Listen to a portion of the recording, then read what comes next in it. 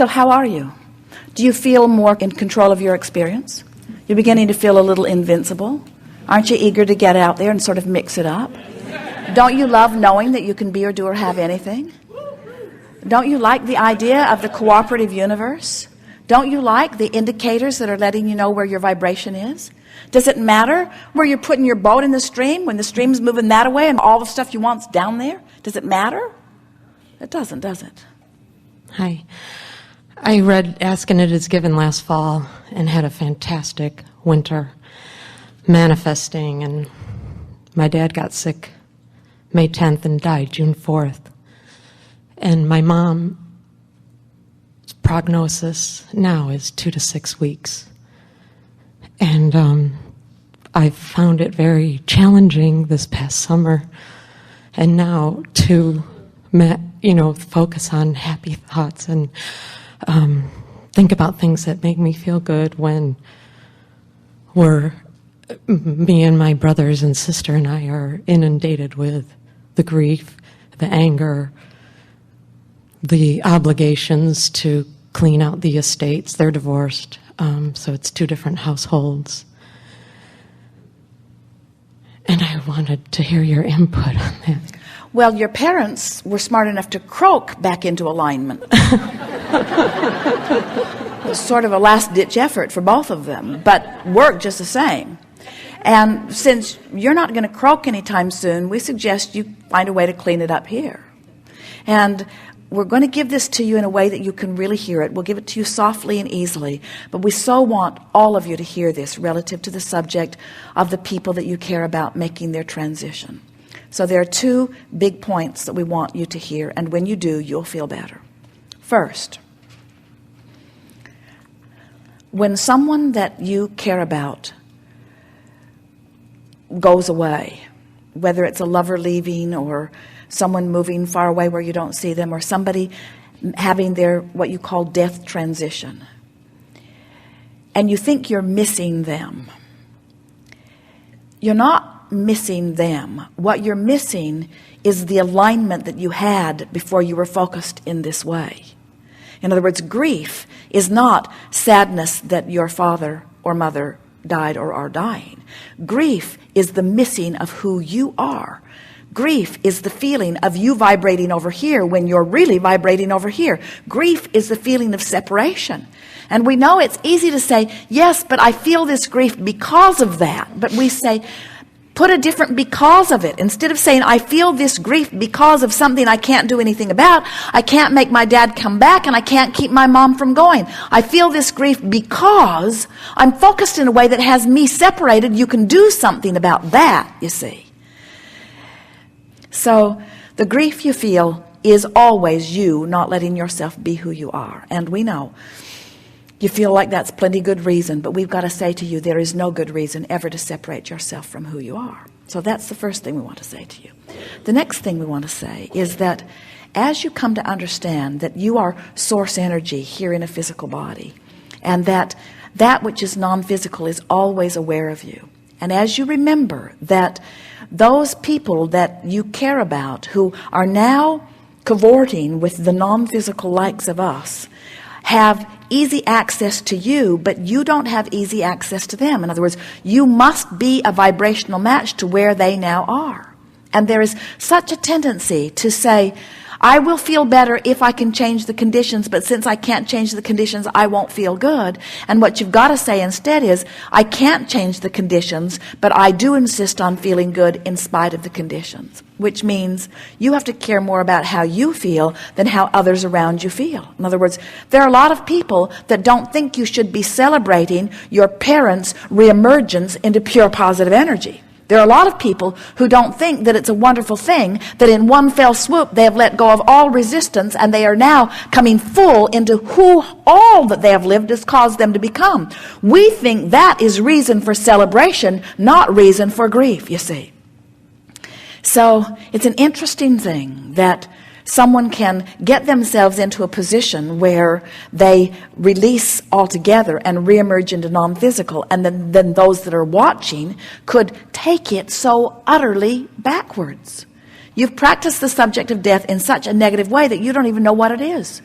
You don't realize that it's the beginning of pure alignment. You don't realize that it's coming into the fullness of who you are. You don't realize that it's getting all of your power back. If you knew how wonderful the death experience is, you wouldn't give it to those buggers you're so mad at.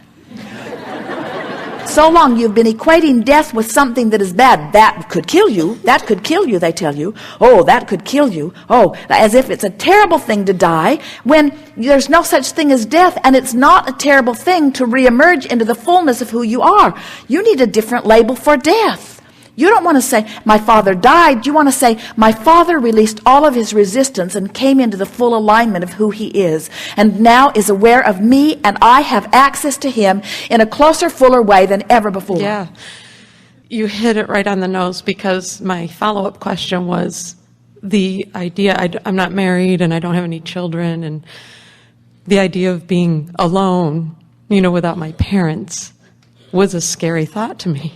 But I'm an adult. I shouldn't be afraid of that, After Esther's parents died, Esther started introducing them to people as, we're Jerry and Esther, we're both orphans. To try to make fun of that. In other words, that was a little levity that didn't go over very well. You're still sort of hung up on that death thing, aren't you? Here's the thing that we really want you to hear, and it's what we said before, but you couldn't hear it, but now you can. You're not afraid of being alone without your parents. Focusing the way you have has made you alone without your source. In other words, it's the diminishment of your connection with who you are that is this empty feeling, not the loss of your parents. You don't miss your parents, you miss the feeling of connection that often they provided. Ooh, that's big, isn't it? You don't miss your lover, you miss the feeling of connection that your lover sometimes helped you to make. You're not missing your parent that is dead or dying. You're missing the connection that you associate with security or with someone loving you. And we want to say to you, you'll never be separated from let's put it in a different way. The source within you will never stop focusing upon you, and will never not be there for you, and will never cease to call you toward it. But sometimes you can fixate on things that don't let you go. But you'll get over it, because it's not natural for you to feel that way. And while all this hubbub over all of this is sort of insisting that you keep focusing there, so you're more out of whack than you've been in a long, long, long, long time. You're more out of whack now than you've ever been in your life. Yes. Because of all of this, you say. Yes. But you'll snap back faster because now you know how it all fits together. This won't be difficult to you. Just a little time and a little concentrated effort. You don't even have to apply anything that we've given you here today deliberately. You already know it so naturally. You could just sort of say things like, this too shall pass, and all is really well here, and I don't want either one of them to remain in physical. I don't want dad to come back, and I don't want mom to stay. I know that this is the path of least resistance for them. All is well. I know that they're on their way back into pure alignment, and I'm on my way back into pure alignment. The difference is they're going to croak to do it, and I'm going to focus to do it.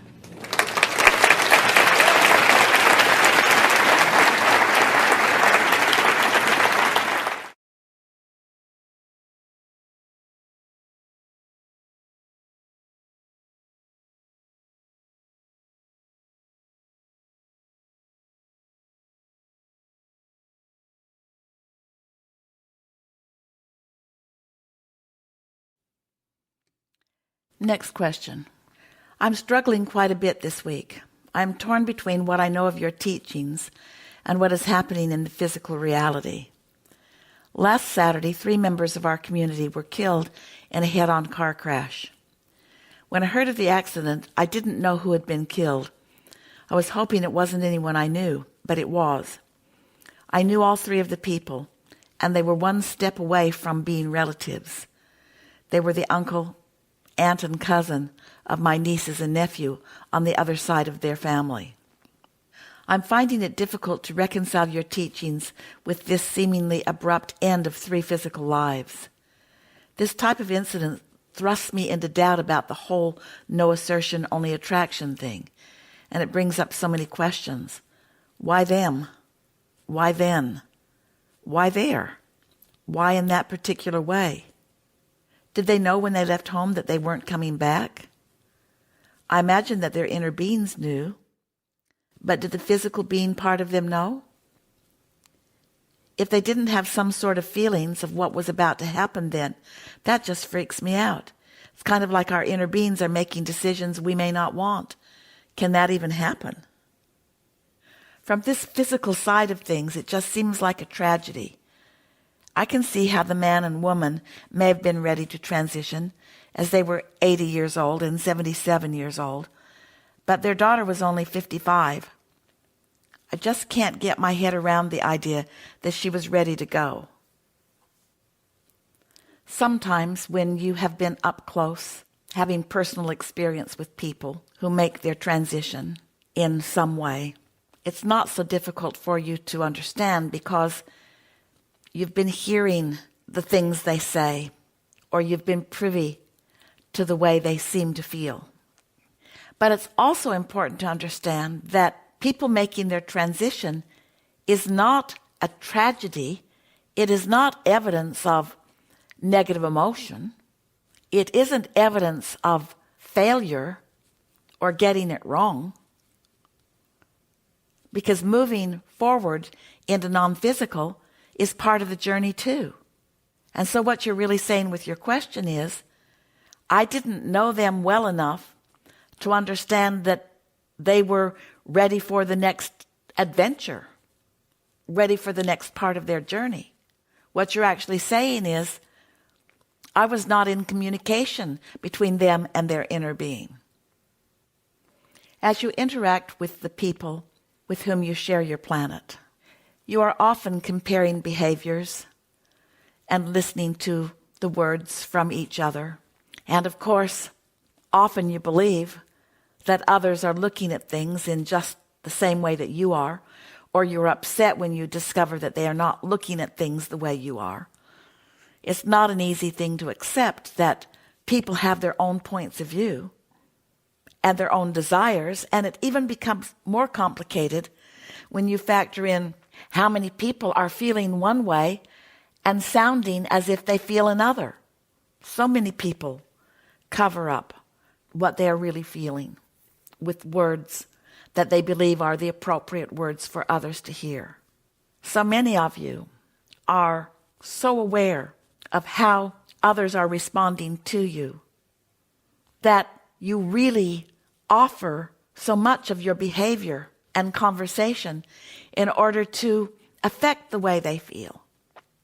And in the process, you don't convey accurately what's going on with you.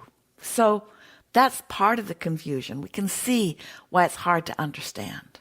When you have a zest for life, it's hard to understand why somebody else would have a zest for moving into something that is beyond this physical experience.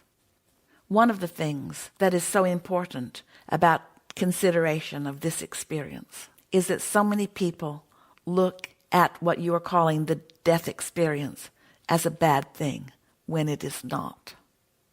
We used to tease our audiences when we said, you find someone that you consider to be despicable in your community and you want to give him the death penalty.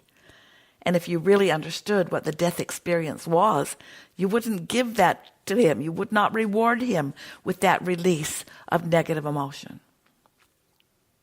It feels sometimes like we're asking opposite things from you because we say, you came into these bodies to explore with the other people on the planet, to notice them, to be aware of them, and to come to your own decisions about what you prefer.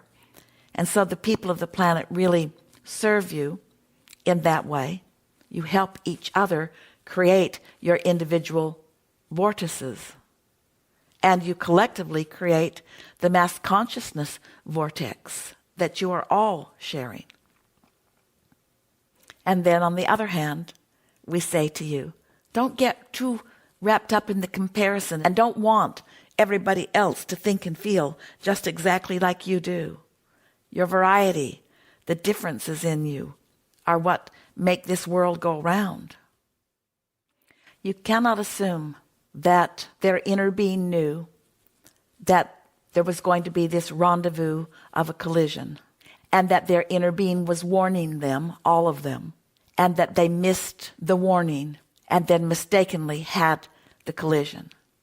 it is much more accurate to understand that they were coming together as cooperative components in order to create a situation that satisfied all who were involved's dominant intention.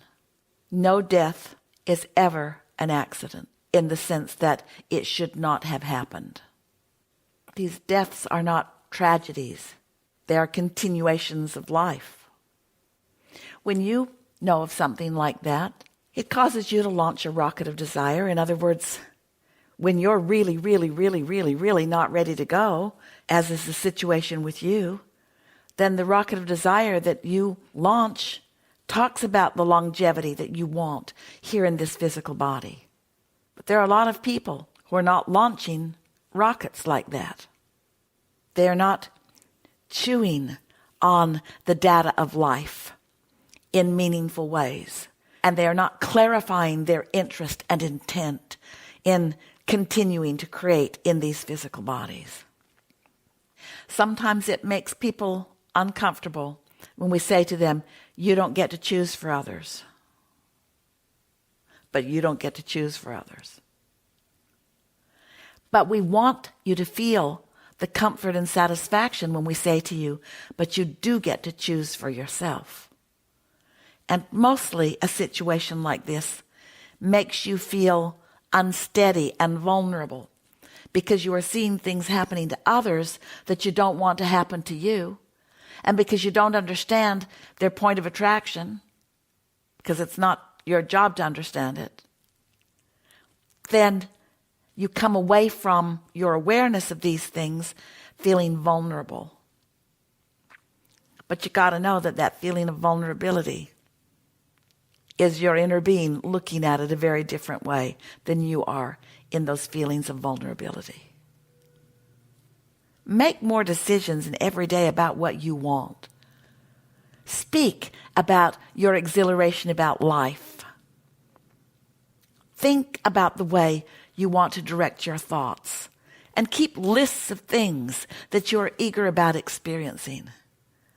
And let your life in this physical body just continue to satisfy you, to surprise and delight you as you are moving through this life experience. And when we say you never get it done and you cannot get it wrong, oh, does that ever apply to the subject of what you call your death experience and what we call your continuation of life experience?